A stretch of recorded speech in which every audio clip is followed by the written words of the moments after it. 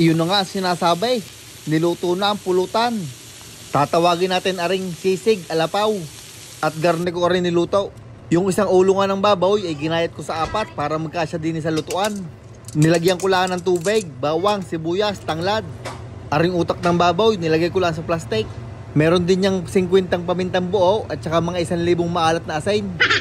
Tinakpan ko lang arit, pinakuluan ko ng humigit kumulang 1.5 oras.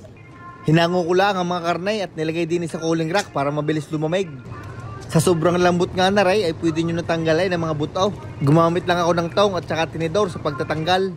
Iyan, luto at boneless na ang isang ulo ng baboy. Nilagay ko nga muna sa frigidaire para mag cool down. Inabot na nga ng kinabukasan kaya ako'y nag-apron na at nagpapugay. Kinuha ko na rin ating pinakulang ulo ng baboy. Ipiprito na natin nang matapos na. Nagsalang na nga ako din ng kaserula. Bago siya naglagay ng mantika, medyo marami. Gawa na nga kailangan ay deep fry. At din naman sa maliit na kawalay, nagpainit lang ako ng mantika at isinalang rin mga atay ng manok. Mas masarap aray kung ibabangay sa uling, pati yung ulo ng baboy. Kaso'y malamig na sa labas, kaya ipiprito ko na lang. At nung uminit na nga ang mantika, inumpisahan ko ng magpritaw na ring ulo ng baboy. Sabay lagay ng kulambaw para hindi pumilantik. Tinakluban ko na rin para sigurado. Medyo madami pa nga rin ipipritaw, kaya yung iba isasalang ko na din sa air fryer. Ay kung lahat ay i-deep fry, ay baka tayo abutin ng kinabukasan ulay. Lulutuin ko lang aray sa 200 Celsius ng 20 minutos o hanggang mag-crispy. Habang piniprito pa yung mga baboy, ako'y magagayat muna din nung ating isasama doon.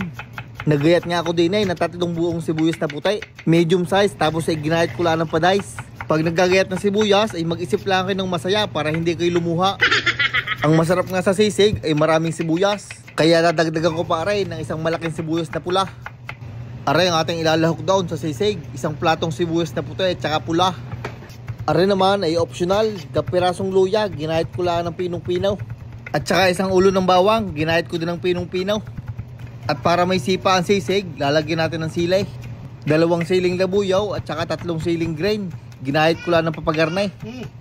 Aray na ang mga nagayat na isasama doon, kumpleto na. At para sa sauce naman, aring ating gagamitin, atay ng manok at saka yung utak ng baboy. Lalagyan ko ng medyo maraming kalabansay. Nor seasoning, may karamihan din, nilahat ko na rin akin. Sabay lalagyan ko naman aray ng 7,297 pamintang durug-durog. At mga 329 asukal na pula. Pag nakompleto na, ay atin lang rin dudurug-durugin. Hanggang maging garna ang texture, pwede na rin isama sa sisig. Ready na nga ang ating mga panlahok, aring ulo na lang iniintay. Bumilis nga paglulutaw nung ako'y nagsalang sa air fryer. Ayos din na yung lutaw, crispy. At yung mga medyo nag-cool down na nga, ay simulan ko ng tadtarain. Padice ang dalay, gayan lang kaliliit.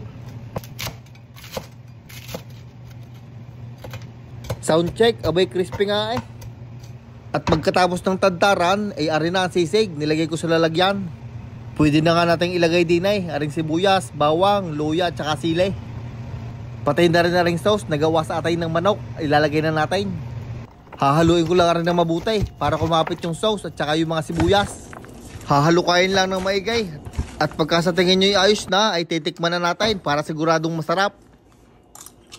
Abay pwede na rin, para sa akin, masarap na. Kaya nagsalang na agad ako ng sizzling plate, nilagyan ng butter at naglagay ng sisig. Ay amoy palaang ay talagang nagtatawag ng barikan. Nilagyan ko lang ng kaunti pang sibuyas sa taas at saka ring parsley. At ang huli, siling labuyo sa taas para maganda. Ari na nga ho ang sisig, luto na. Pakadeliver sa table 91, tuwan-tuwa ka naman. Habang mainit pang aring sizzling plate ay naglagay na ako ng isang itlog. Hinalaw para siguradong malutaw.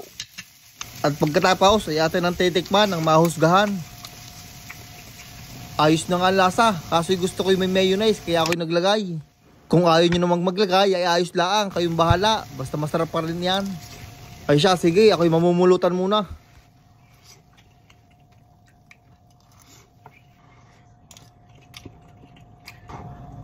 Ay paano, hanggang din na lang. Maraming salamat sa inyong panonood.